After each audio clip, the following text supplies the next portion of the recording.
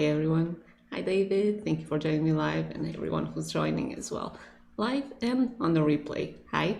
And if it's the first time that we're meeting, my name is Isabel Martins from healthynaturallife.com, and I work with energy healing, energy clearing, consciousness, us being aware of our energy, aware of our patterns, aware of our interactions, aware of the energy in our surroundings, and how we can repattern things inside to see them mirrored outside. So anything consciousness and energy related, my passion, my jam, what I love to share here. And today I'll be sharing a few insights, something that just popped that wanted to be shared about receiving. People say that we teach what we need to learn the most, so certainly seems to be the case. And receiving is something that I did for a lot of us is a sore area, and honestly quite literally can be physically a sore flow in our body that causes soreness that's tight. So this came from the inspiration to do this actually came from an experience that I had Thursday. Yes, because time is passing quite interestingly now. It was this Thursday. I was doing a session with a friend, and it was something that I just offered to do. But in my mind, after a while of being in the session, thoughts started coming of payment, but not payment as in money, but something around payment was coming to my mind. So I was giving something, and my mind was kind of going, how about the receiving part, which was not something that I had required or even was after, but it was something that's it's ingrained in me, and I'd say probably in most of us. When we give something, there's an expectation of receiving something, and this is because we kind of learned from the get-go that when someone gives something to us, they expect something in return. So we weren't, I would say most of us, we weren't raised in a society, in a family, in a culture that just unconditionally gave with nothing expected in return, even if the expectation of return was just a big appreciation, thank you, or you're so lovely for doing this, something. There was always something that was expected of us, and something that we learned really from the get-go was to start protecting ourselves from receiving, because we kind of knew that nothing was free, so to speak. Anything that we received, we would have to pay for it. Again, in quotes, pay for it, not in money of course, but we have to pay for it somehow. We have to give something, and for many things we did not want to give anything in return, because we didn't even ask for what someone was trying to give us. So the receiving part just got really muddled from very young age. And again, no one's fault, it's just the way that our society at some point in time took that turn, and we've just been replaying the same things. There is no unconditional giving, so there really is, I can say isn't, but it's very rare for us to know how to unconditionally receive. Because even just receiving, if you just think about receiving without giving anything in return, not even a thank you, what pops in your mind? It's probably, I'm ungrateful, I'm feeling bad, I'm a bad person, I'm just selfish. Everything just starts. And I'm not saying that it's the right thing to do, to just give, get, and just accumulate, not give anything in return, not even a thank you, not being appreciative. That's not the way. That's another part of the shadow. But it's just for us to understand that the dynamics of giving and receiving have been conditioned in us to be transactions, instead of us just giving freely whenever we want to give something freely, love, appreciation, service, without expecting anything in return. This happens as well, but in most of our interactions, I would say it's not the case. And receiving freely without really feeling that we are owing the other person something, or that we're obligated to something then in the future. So it's almost like I owe you. And there's no, we don't want to owe anything. So it's rare to have the free versions of the just unconditionally giving, and this one is more frequent than unconditionally receiving. So this came up for me, and because these things work like this now, that day or the previous day, I had seen a quote on a website that just popped in my mind. That website, check it out. It's the 13 Moon Mystery School. So it's a feminine energy, feminine practices type of website. And honestly, I didn't even look through the website. It just popped in my mind. I just landed on a page and I just saw this quote, and I was this this is apparently what I was looking for. And I'll read you the quote. It's regarding this, our conditioning of giving to get, the transactional nature of giving and receiving. And the person, the author of the website, has said that she had received, in connection to her brother self or the Divine Mother energy, that there is no giving, there is no taking, there's nothing to get. We are an intrinsic part of the continually circulating circuit of unconditional love. So I'll read it again. There is no giving, there is no taking, there is nothing to get. We are an intrinsic part of the continually circulating circuit of unconditional love. And, well, I'll let that one sink if you want. But what that brought up for me as I was doing that session with my friend, and the thoughts of, okay, I'm giving, what am I going to get? When that came up and this phrase came up, what I decided internally was, okay, I'm just going to be open to receive whatever it is that's part of that circuit of unconditional love. And everything that just came to me was just a fraction of a second, but it's going to take probably a lot more to explain, although it's intuitive, you'll understand it. It just felt like a continual wave, like in the ocean. If you have a wave, it just moves from place to place, or in the river, it just moves in one direction, but it's multi-directional, so it just continues to move. And I felt that, okay, I was giving, so the energy was flowing from me towards something, in this case with my friend in the front, and when I decided I'm just going to open to the flow, to this circulating flow of unconditional love. And I did really feel something open in my back, in the left side, and I just felt a rush of energy enter through my left back, through my body, and just fill me up, just nourish me. It's almost like I was giving from my energy, although that wasn't the case because I was connected, but there was, to a degree, that disconnection because I wasn't in the flow of receiving. And when I decided I'm just going to be open to receive, it just opened from my back, support, and it started filling me up, and I was just enjoying. So I just became part, open to the circulating flow of unconditional love. And I see this almost as really rivers of energy in an ocean, so currents of energy that are always flowing.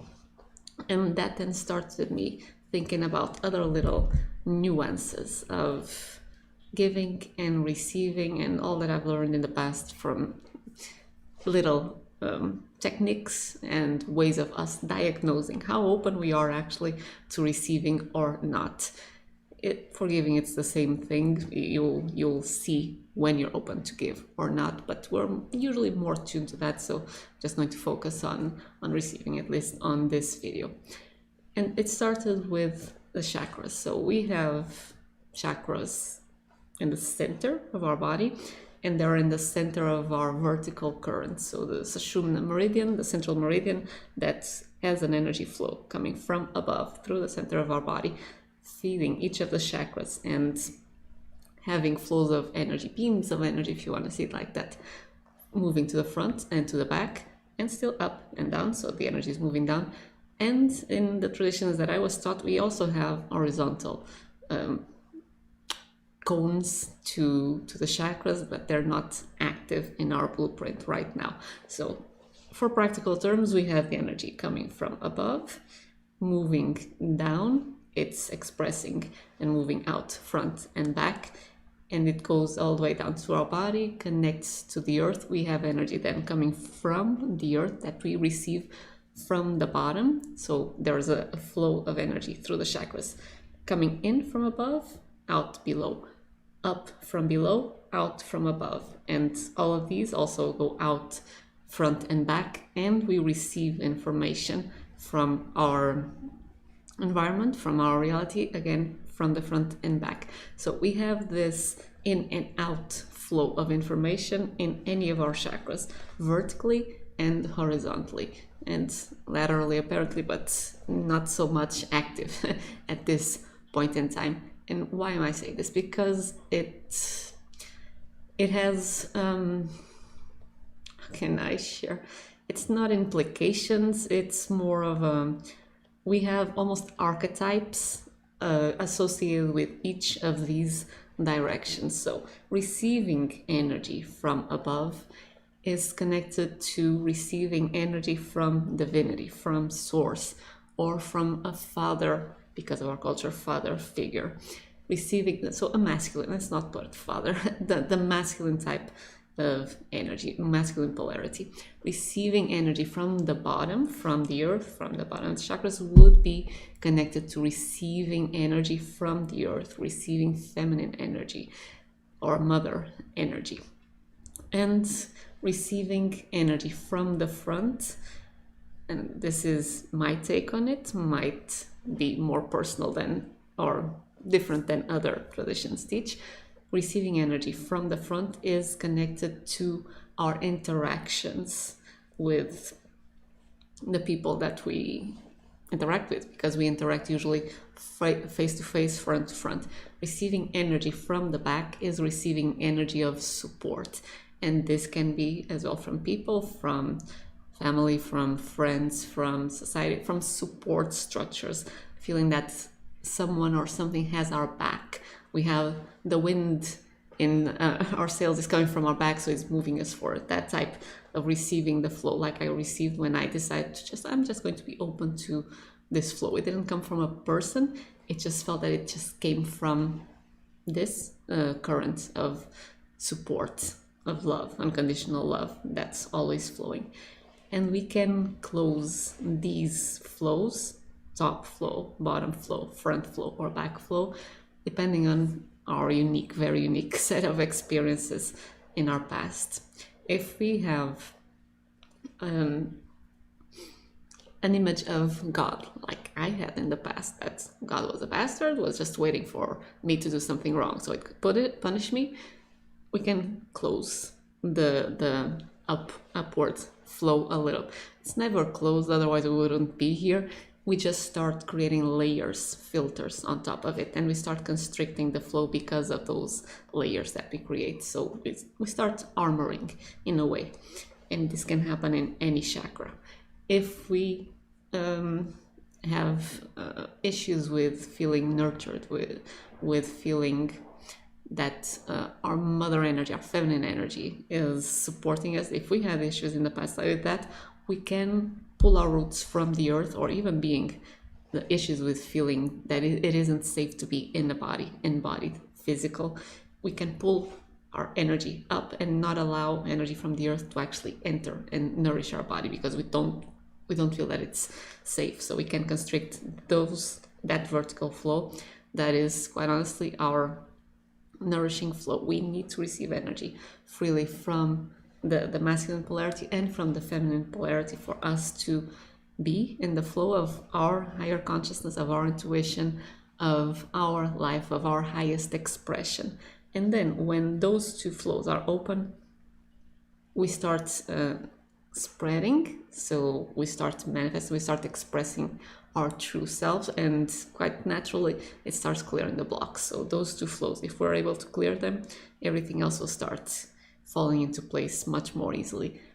But usually what we have actually more Armored is the front and back. And I would say that we armor on the back when we feel that our needs aren't met. When we are very young, we start feeling that our family, our friends, depend on the age, we're not getting our needs met. And that would be an energy of support that would come more through the back. So if they don't have our back, if our needs aren't met, we start constricting, we start pulling our energy field that's supposed to. It's always varying, but traditionally it's thought that it's supposed to be around all around our body in kind of the same diameter. So you have a certain distance that reaches your membrane, your outer edge of your field in the front, and it kind of should be somewhat similar in the back. For most of us, if we have issues with support, our back aura is very close to our body, and maybe the front of our aura is more extended. It's almost like you're here, the back is here, the edge of your aura, and the front will be here. This isn't balanced. This means that we're not open to receive support. It would be, okay, you're here, back is here, front is here. So it would be in the center. But for most of us, we kind of start pulling in because we feel, nope, they don't have our back. I have to have my back. So we pull our energy closer to us. And in doing so, we constrict actually the amount of energy of support that we allow ourselves to receive. It's almost like if we had pillowy cushions or really soft pillows behind us, instead of having 500 pillows behind us, we have 5. So we don't really have that much support and cushioning in our back. And that makes us feel even more isolated, even more alone, even more I have to take care of everything myself. So there's that. When our needs aren't met, we kind of constrict and pull our back energy close. When we receive something that we don't want, and this can be words, actions, emotions, even things when we are punished, for instance, when we're little, when we receive something that we don't want, and especially if we didn't expect it and it was a shock, like trauma can be, we start closing on the front, the chakras, the flow, instead of allowing things to enter us and come through into our core to just be digested and to be part of our life force and part of the flow again. We start armoring, we start creating filters, layers, start building up energetic armor really in front of our chakras, whichever chakra was most hit. And usually I would say we have a lot of armoring in the heart chakra and in the solar plexus, both in the front and in the back for the majority of us. Can't say for everyone, of course, but for the majority of us, because of our society, because of the way our culture works, these two have a lot of armoring. So we start closing, and we might even have dips in our energy field in these two chakras, or they might actually overcompensate and just try to push energy out, and we have bulges. So this is a natural process. It's not, I'm not sure if natural or normal, which word is best. It's fairly normal in our culture, let's put it like that, but it wouldn't be natural. So naturally, we would just be open to be in the flow, receiving, giving, receiving support, receiving the love, receiving our experience full on, even if our minds don't really like it, but we would be able to still receive the energy of the experience, digest it, take what's useful for us from the experience, and move on without really closing our flows of energy. And how can we actually take care of that? Because this is something that's very practical for us, that we can start diagnosing in a way and then start opening to receive. There are a few ways that we can notice how closed or open we are to receive. One, for instance, let's say the support. Just imagine that you have your aura around you. Just try to feel that the back of your aura is just expanding, just going farther back, and just Notice how that makes you feel. If it makes you feel like relief, feel good, feel supported, that means that you have pulled your aura closer to you than what would be the natural state for you. So that's one of the ways that you know, okay, I'm not as open to receiving support as would be my natural, and you can just do that more often. Start tuning into the back of your aura and start imagine that it's just wider, greater diameter or radius in the back, so it becomes more spacious in your back.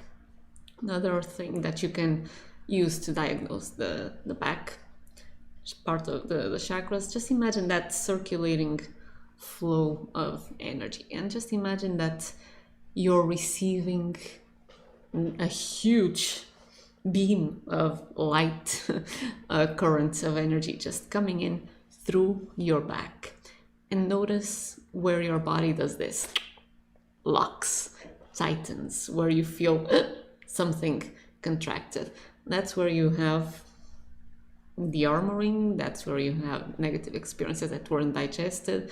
So when you start noticing, okay, something close, for instance, I noticed that in between my shoulder blades, so in the back of the heart chakra, it just did this. In my right lung as well, and the back part, so around the diaphragm, it also did this. These are spots where I have pain points, just call them that. It's just stagnated energy that's there and that just wants to move. And after you kind of locate, this is here, then you can use whatever technique you want to start allowing the energy to move. You can just go into it, straight into the center of that contraction, and notice what's there, because just bringing awareness and breath, if you want, into that spot will start the energy moving, start opening it more, so it creates space, creates movement, and it starts to dissolve and integrate. You can also imagine if it's really close and really dense, you can imagine, like we said in other videos, that it's like a little block of ice, because it's frozen energy, and you have a hot sun in a desert just beaming in there. So you can just imagine that the block of ice in the hot sun desert just starts to melt, and again you'll feel that something is moving, so it starts creating again movement in the energy, and energy, as long as it's not pushed down on, starts moving naturally again. And that's how you start de-armoring, unblocking those points. If you can reach it, for instance, I'm going to exemplify in the front, if there's something that you felt here that's really tight, you can even massage the area. Really massage and breathe through it, because it's sometimes the physical tension is such, because there's so much energy, that physical touch, and you can even imagine light coming from your fingers, white, golden, whatever you want, massaging, it will allow the energy to start flowing more freely again. You can do it in the back, you can do it in the front, wherever you want. You can do the same thing, imagining receiving from the front. You can imagine a person. For instance, if your issue is with receiving something from people, just imagine someone, a situation, a specific situation, someone wanting to give you something that you know will make you feel uncomfortable. Imagine them giving that to you, and just notice what that triggers in your body, and it will be the same thing. One part or another will do this, and you can do the same thing to start de-armoring, start releasing the tension, the stagnated energy, and start opening to the flow of receiving again. Another thing that you can do, it's a really embodied practice, and it's part of the embodiment practices that I learned from Mark Walsh. He has a channel on YouTube as well. I think it's called the embodiment. Well, it did the embodiment conference, but I don't think that's the name of his YouTube channel. But Mark Walsh and embodiment, if you look up these three words, he will pop up. It's an embodied practice of being open to receive, and it's a posture. So you just put your body in a relaxed state. And you can do this either sitting up or standing up or sitting down. I'm just going to exemplify it sitting down. You would be seated, you just open your arms, hands open, as if you're receiving something big. So imagine that, for instance, when you're a little kid and you receive a huge gift, you just do this and you're leaning back because the gift is so big that you're wanting to grab the entire thing. This is a receiving stance. So if you just imagine that person in front of you giving you something and you are in this position, notice how that feels. This is a practice stance for receiving. Arms wide open, it's opening your chest, opening your entire front area to receive, which for many of us does not feel safe. So you'll start feeling where it closes, and just imagine just being fully open and receiving that flow of energy, that gift from that person, that river, whatever, however you want to perceive it. So the energy is actually entering you, entering your body, entering to your core, and you're in this position, just leaning back a little bit. If you're standing, it's the same position, leaning back, arms wide open. You just have one leg further to the back and one further to the front, just to keep balance. And you just stay like this and just see, how does it feel to be open to receive? Even if you just stand in this position without really imagining anyone in front of you, you'll start noticing, I'm starting to feel uncomfortable. There are some parts, for instance, for me, I'm feeling the solar plexus start to go, I'm not sure about this. This is too open. I don't feel safe. Of course, this is my mind giving words to it, but I was starting to feel my solar plexus start to want to do this, start to want to protect, to close. You'll just notice your internal responses, how open you actually are to receiving experience, to receiving life, to receiving co-creations with people. Receiving support, already talked about. This is more of a interpersonal relation with people, and that's usually where we have the most hurts. So this is probably where we have the most armoring. From the top and the bottom, I would say just notice how you feel when you try to connect to the earth and receive energy from the earth, because sometimes it's just a matter of habit that we don't really connect to the earth and we don't receive energy because of the I'm not safe, because of the front and the back locks that we've created. So just imagining grounding and receiving actually energy from the earth will help in us being in the flow. From above, same thing, just imagining energy entering from above, from heavenly chi, like they say in Taoism, just letting it fill your body. You'll also feel that. If you want, hi Hazel, thank you for joining me live as well. If you want for the masculine energy and from the feminine energy, you can also use the figures, archetypal figures, or the figures in your life of father and mother. You can just imagine, for instance, being in this open stance and receiving from your father, and see how open you actually are to it. And that will give you an idea as well of how open you are to receive that heavenly energy. So it's your image or childhood image of God. And from the nourishing energy of the earth, you can just imagine that you're still in this stance. Imagine that you're receiving energy from your mother, or receiving gifts from your mother, or receiving anything from your mother, and see how open you are, because we usually have a lot. Family is where we have the most hot buttons. So if we clear those two, father and mother, it's life-changing, let's put it like that. And these vertical flows from above and from below very naturally start opening more and more and more. Front and back, we talked about it as well. So I think, I just want to share one more thing, and it's to feel that you're not trying to receive, you're not trying to pull anything, and you're not trying to just force yourself to give anything. We want to be free in this flow. So even in receiving, if there's anything, for instance, in your life that you want to receive, You can imagine it. You can first gauge how open you are to receiving by doing exactly this. Let's say you want new car, new job, whatever it is. And you do, for instance, the stance, and you just imagine the energy or the situation in your mind entering your life and you living that way.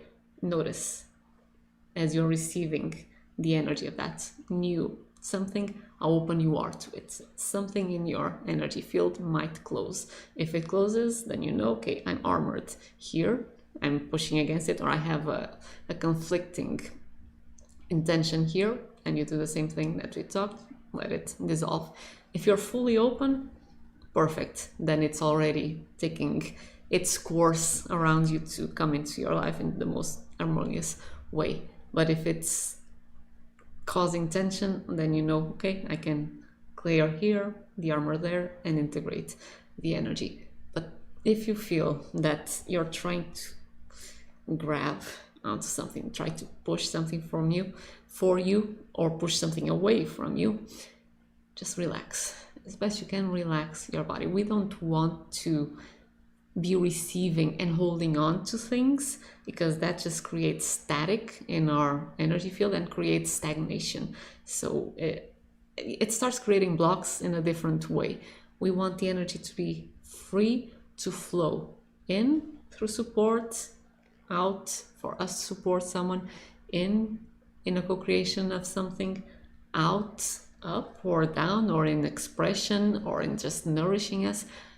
We don't want to create tension around, I want to receive this, or I want to hold on to this, or I want to push this away or push that away. That's what creates the blocks and the armoring in the chakras in the first place. So it's the no attachments, no aversions philosophy of Lester Levinson and the Sedona method. We don't want to judge experiences as good or bad. We want to have our preferences, of course.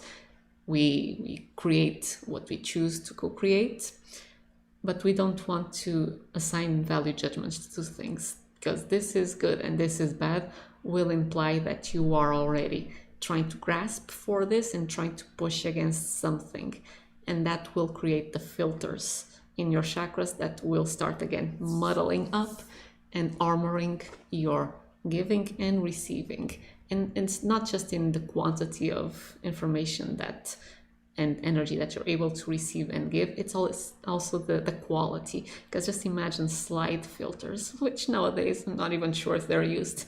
It's almost like you're putting slides of different things and different colors in front of your chakras.